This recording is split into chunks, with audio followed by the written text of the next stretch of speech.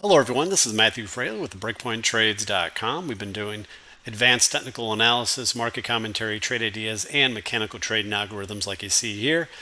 21 systems in total since 2003 for individual traders and professional institutions. Okay, I just did a video yesterday. Market had a nice rally today.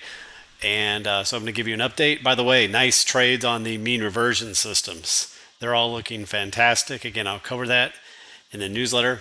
This is our back-end recorder. Again, this is a technical analysis review of the market. It's Monday, October 9th, 2003. This is our back-end recorder.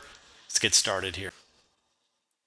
Hello, everyone. This is Matthew Frailey with BreakpointTrades.com. This is the Monday, October 9th newsletter. As you know, I just did the extensive weekend newsletter, and I do the week newsletters on Mondays typically.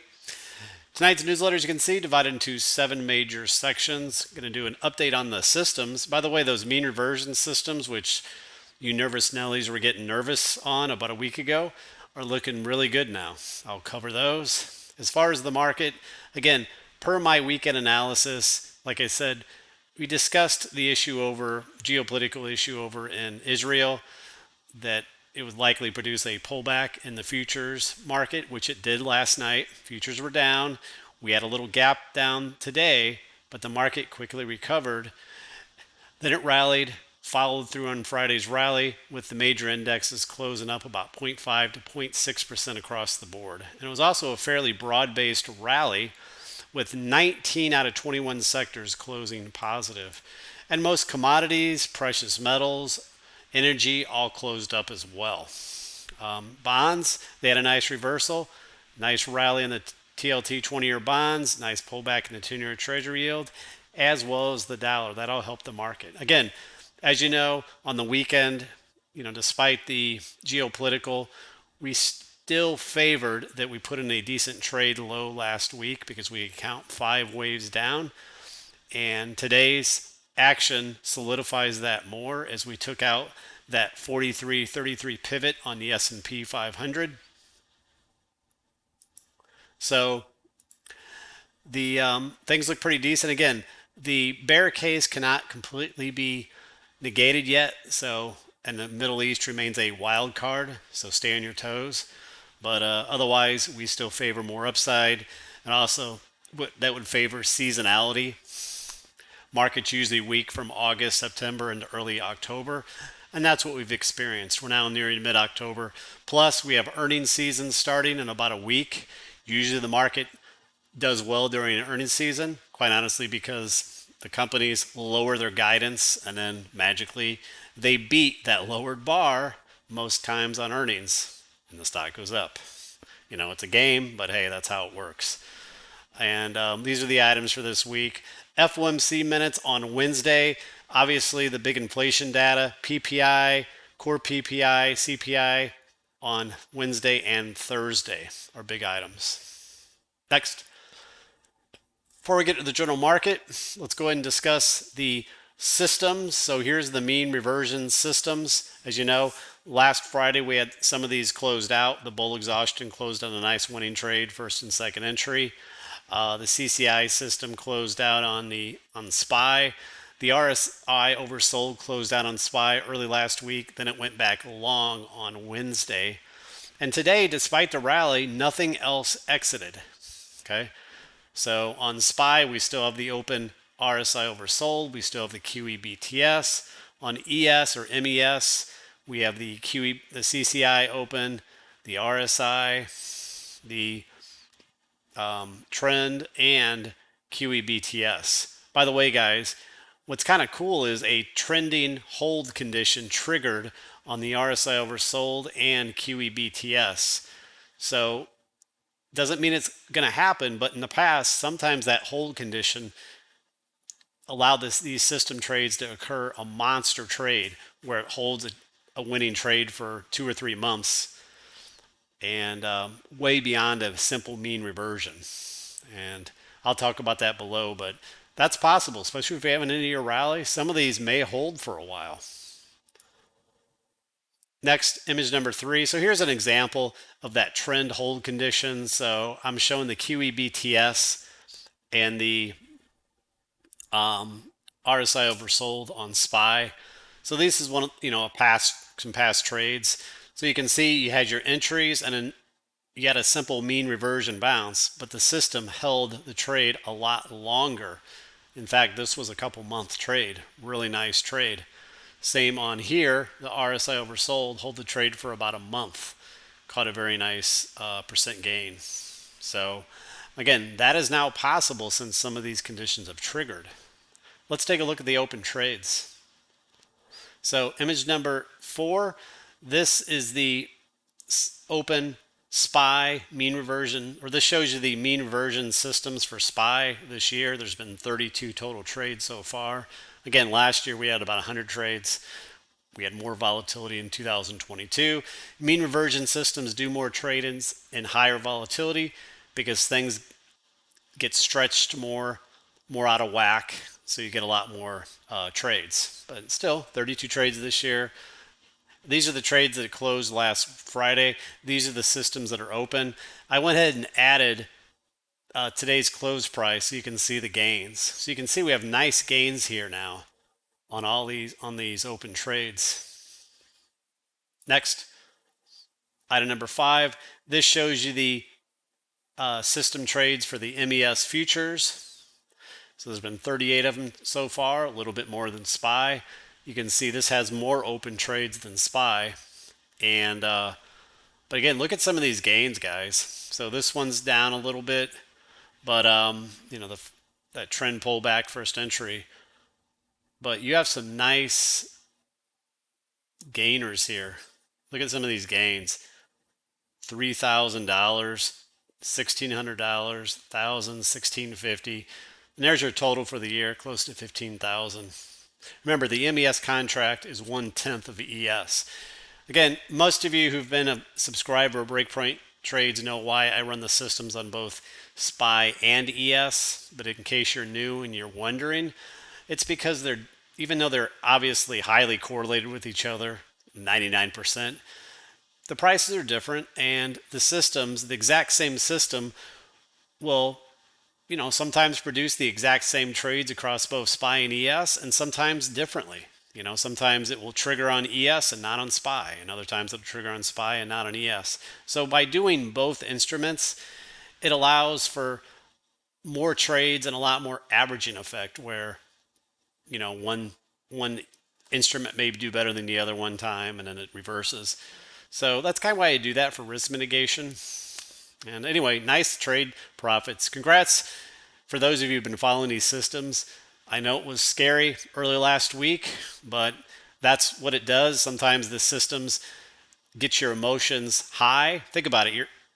The market at times, especially on these mean reversion systems, what I find is whenever the market sells off enough and you have quite a few open systems, when you're feeling the most emotional, where you can't stand it any longer, you want to just sell and take your loss, that's usually when you get your market reversals. And that's what happened last week.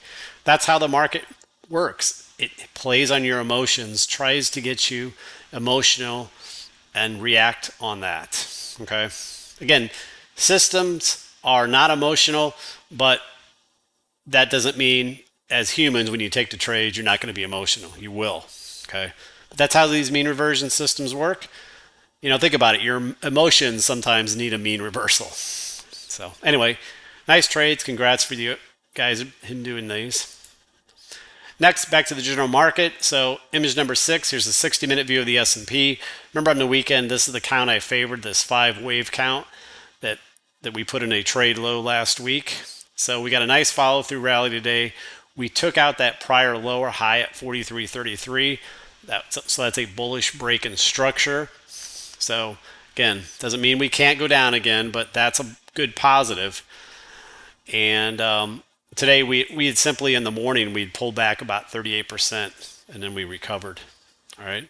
So we got a little resistance right here. There's this open gap up here to me, which would be a magnet.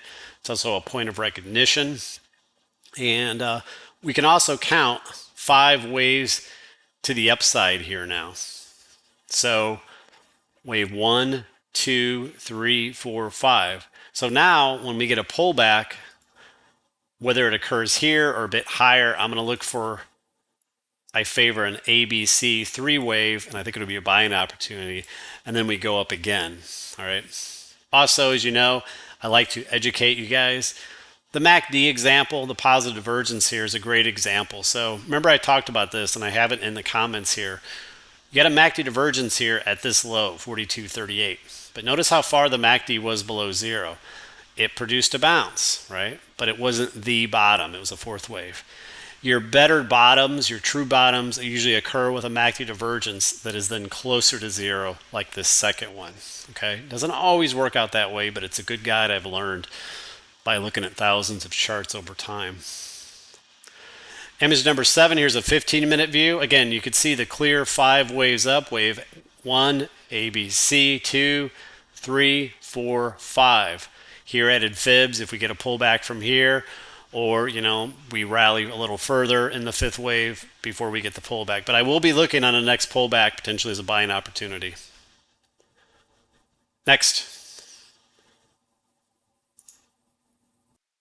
Sorry about that. Had an extra slide. I removed it. So item number 8 shows the index sector table, what transpired today. Again, nice gain for the index, is up about 0.4 to 0.6%.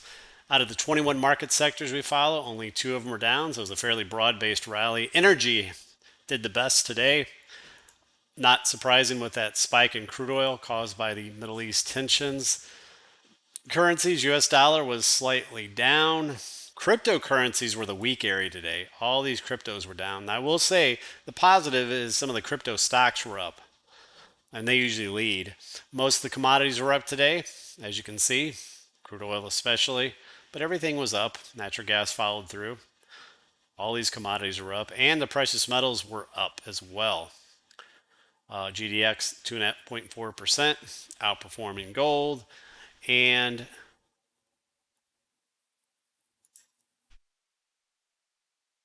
TLT, nice rally today, up 2.35%. Item number 9 shows the economic news calendar. Like I said, first off, got to keep an eye on the geopolitical stuff going on. PPI, CPI, inflation data on Wednesday, Thursday are big items. FOMC minutes will be something to watch on Wednesday. Remember, earnings season begins next week. Next. Let's go and jump to the index charts. Item number 10 shows the weekly view of the indexes. Again, we had basically tagged those lower Bollinger Bands on the indexes last week, bounced off of them for now, and of course off these trend lines on the S&P and NASDAQ area. Chart 11, here's the Dow. Again, we don't show the Dow often, but Dow's been rallying lately. It regained its 90 EMA today. Now, it does have its 200-day moving average above and declining 20 and 50. So it's neat. Those are the next resistance points.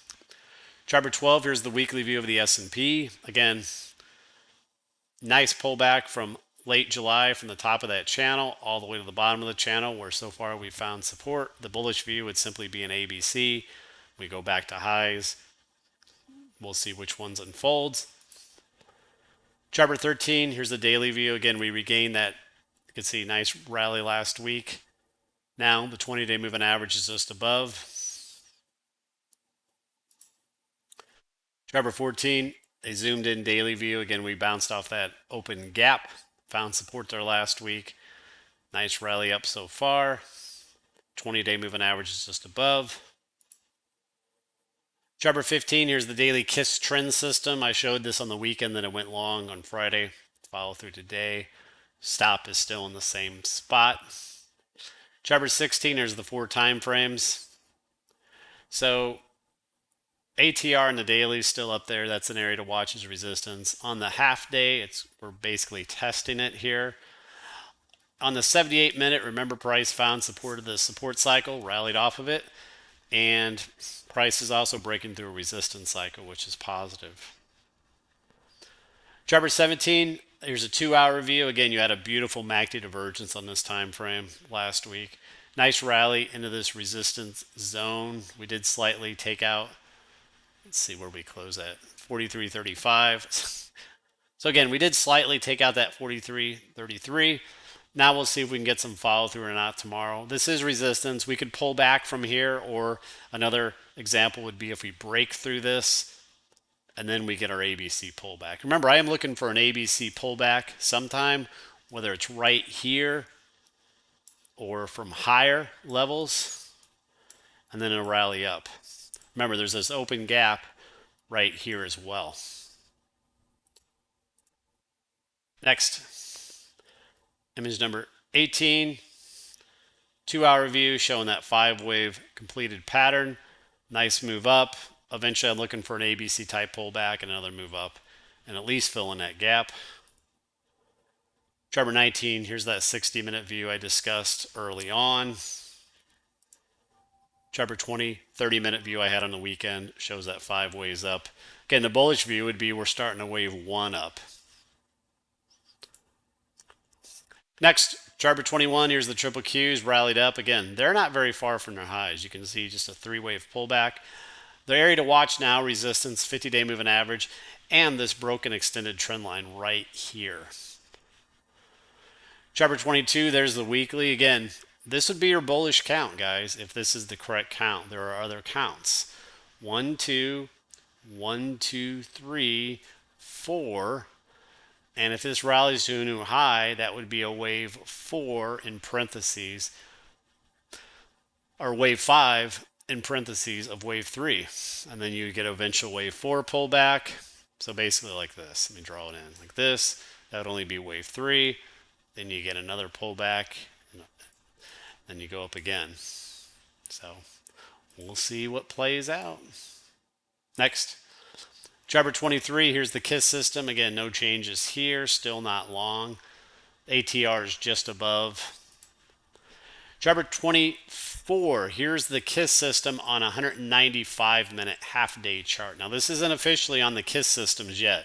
Eventually, I plan to add these custom, I call them high-performance KISS systems, because the stats are way above the average, KISS system. And this went long on 9/28. So a couple weeks ago, as you can see. And nice move up. Today we had a new smart trailing stop. 354 or something. Decimal points covered up there. Again, this system has very good stats. Again, like I said, these will eventually be going on the website. Just don't have them on there right now. But in case you're wondering, because I did show this over a week ago that it went long, and it's still long. Image number 25, here's the 4 time frames we like to follow. Again, daily ATR resistance just above. Clearly that low a couple weeks ago, the Mark 9 was a nice low. We took out the ATR on the half day. Little A on the 130 minutes, so short term maybe a little overbought. And again, here's an example of the 78-minute. We had the bullish end of bear cycle. Price rallied from that and the ATR support, the last week. And then we broke through this resistance cycle. That is what you call a breakout. That generally confirms a trending move. Chart number 26, 2-hour view of the Qs. Again, nice rally off that lower trend line. Now basically right at this 200 MA. Chart number 27, here's a 60-minute view. Nice breakout of this coil. We're at this prior low, little resistance. If we can bust through this is your next supply zone. Also, you can count 5 waves up here, just like on the S&P. So, for example, 3, 4, 5. Next, looking at some of the FANG type stocks. Apple, so far Apple moves up. Remember, Apple's such a huge weighting on everything. Right now, testing its 50-day moving average. And of course, Meta. I showed this breakout last week, up. And man, this thing is just it's only a stone throw away from new highs. Looks like it's going to at least get there. It's just so close at this point. So keep an eye on these big cap tech stocks. That's going to determine the market. Chart number 30, IWM, nice bounce, basically back into this area. Clearly that head and shoulder pattern that we had in place played out. Chart Driver 31, here's the 2-hour view. The channel I was showing on the weekend, price rallied up to the top of the channel into this supply zone. So obviously this is an area for a logical pullback. Does it go all the way down or get a little lower high, higher low, and then break out? Or break out now, then pull back. That would be more ideal. Find support on the channel line, then go up. That does it on the major indexes, guys. Futures tonight are pretty flat. ES futures are up a quarter, so nothing going on there. Moving on to the indicators, here's the VIX. As you know, the VIX had that VIX Bollinger Band buy signal mid last week. Clearly played out nicely with the market rally. Chart 33, we also had that CPC put call ratio had spiked way up outside the Bollinger Bands. So that occurred last week. Nice low as fear spiked. Chart 34, here's the percentage of stocks in the S&P 500 above their 20 EMA. Again, this got really oversold last week, down at 5%. We also had a MACD divergence, so it's coming up. Some of these other systems, like the NYSI summation system, again, it's still not close to giving a buy signal here. These moving averages, or it's still not close to crossing the 9 EMA. But you can see price or the trend line on the S&P itself. We lost it and regained that trend line last week. Chart 36, here's the weekly system. Again, it needs to take out the high of that previous candle to trigger. Still not close to doing so yet. And chart 37, the NYMO. Remember, we had a nice positive divergence here between the S&P and the NYMO, which boded well. So far, nice bounce. And finally, this was quite bullish on the market, this S&P XLP ratio. The ratio follows the market, or the market follows it. And this had broken out to a new high last week while the S&P made a lower high. So this may pull the market up. Moving on to bonds. Chart 39, high yield corporate. Nice recovery the last couple of days, regaining the 200-day moving average today on a solid candle. Chart 40, here's the weekly chart comparison of high yield corporate versus the S&P. And you can see, look, the two move pretty much lockstep with each other. So that's why you always want to keep an eye on what high yield corporate is doing. Chart 41, here's the 10-year treasury yield. Again, had that divergent spike last Friday. Slightly up today, but so far well off those highs. And we have that little RSI divergence. Chart 42, TLT 20-year bonds, nice rally. It was quite oversold here. No MACD divergence. This says MACD divergence potential. That was lost, obviously. You did have a RSI divergence here. I don't have it on the chart, but you can see it right here. All right.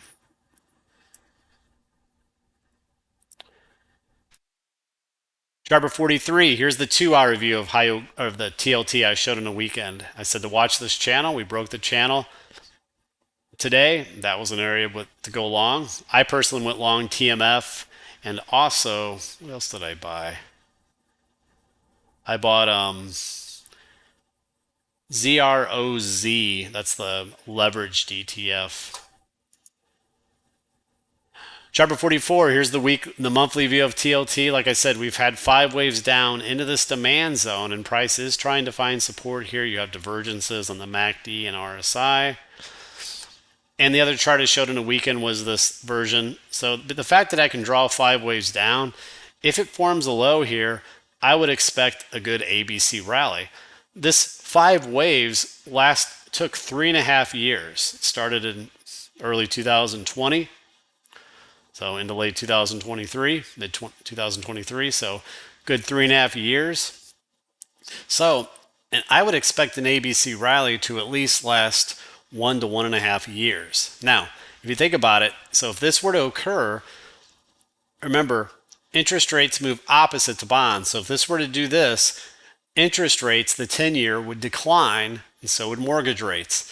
That would give the fuel for the market to have a good end-of-year rally and maybe a rally next year, and during election year. Something to consider, guys. Chart 46, here's the yield curve. I meant to remove this. Again, keep an eye on this. It's been inverted for a long time now, since early 2022.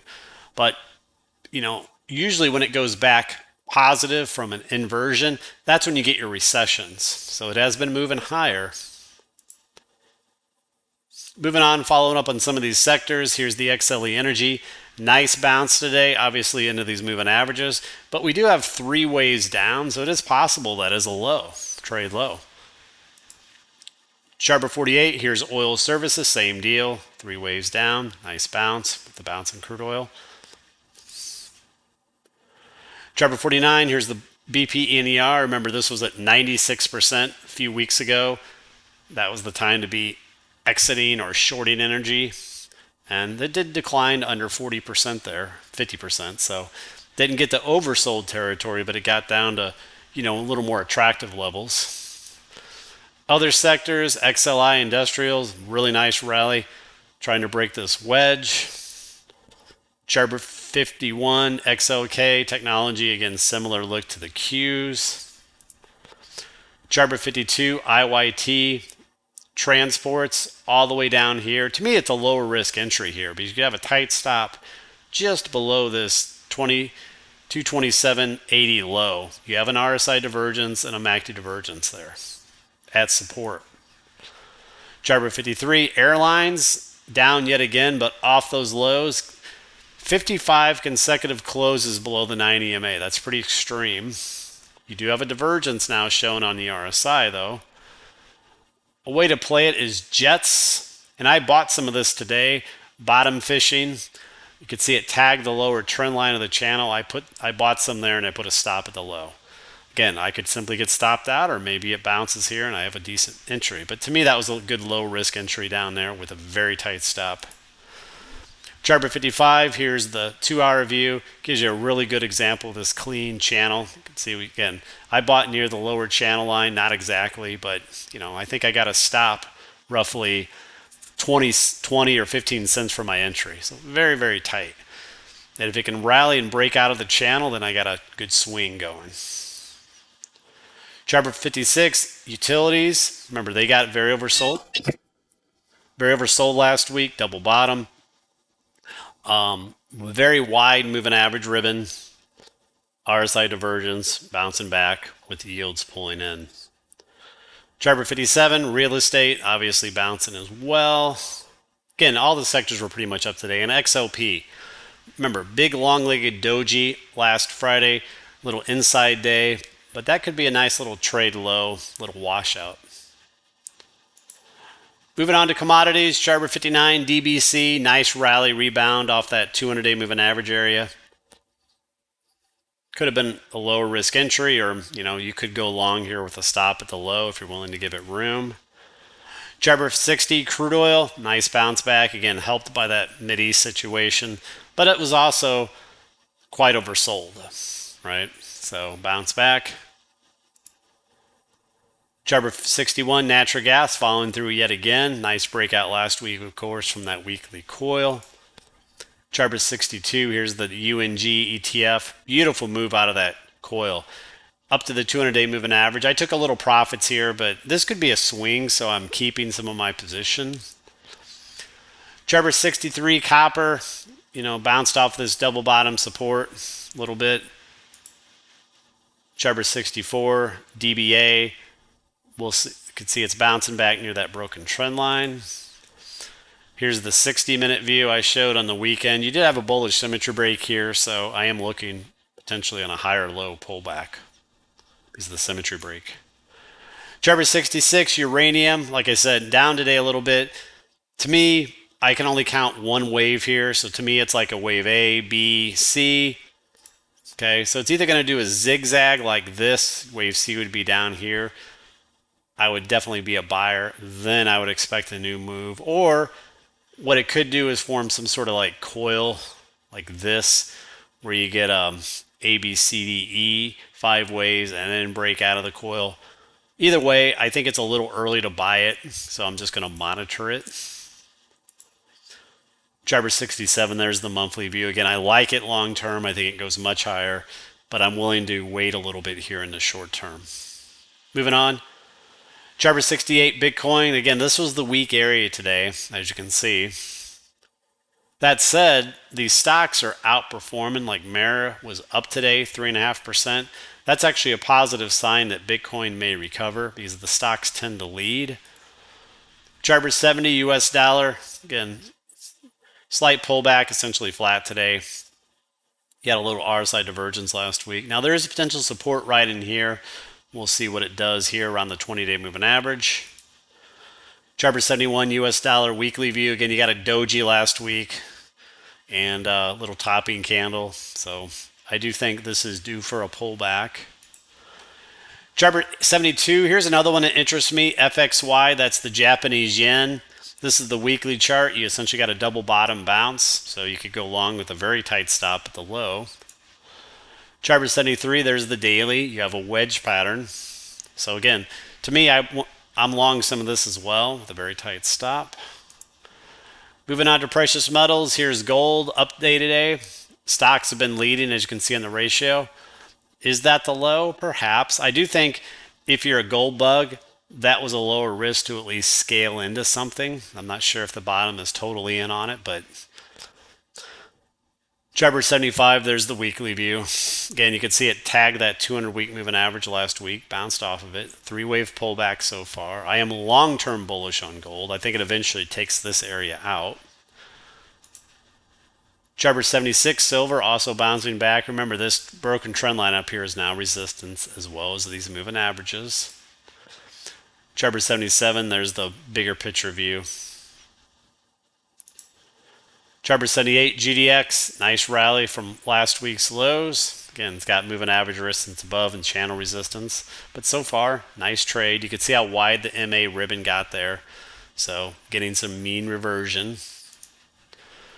Charter 79, here's a zoomed out view of GDX. You can see the larger channel. Charter 80, here's the 2-hour view. You had a really nice trigger, tight trigger on this channel, and you've had a nice pop up.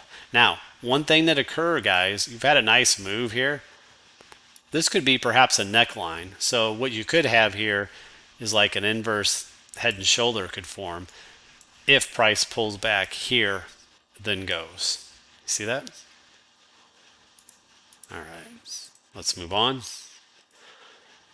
Charter 81, here's GDX 60 minute. Again, you can see the potential inverse head and shoulder pattern. By the way, guys, pro tip. Wedge patterns like this often morph into inverse head and shoulder patterns when you have your first move up in a symmetry break. All right, so this is definitely a very valid possibility on the next pullback. You can see the 5 waves down. Charter 82, GOLD was one of the long ideas I gave in this sector last week. The trigger was off this doji around 1425. Was a nice trigger with a tight stop. Charter 63, there's the 60-minute view. You had a nice double MACD divergence. That was your evidence for a bounce. Charter 84, BPGDM, despite the bounce off GDX off the lows last week and today, this is still not curled up. It's still at 10.7% oversold territory. And finally, guys, let's move to trade ideas.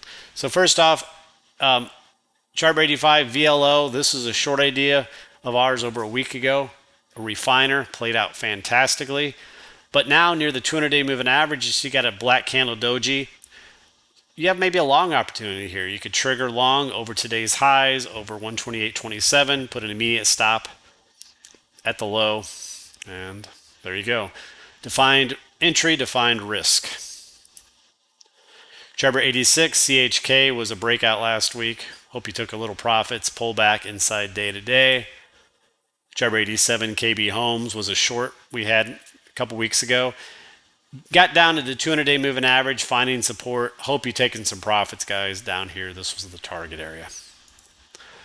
Charter 88, CAH was a long idea from last week. Broke out, and it's building support off that trend line. This is my target up here at 94. Charter 89, AMD, broke out last week from the wedge.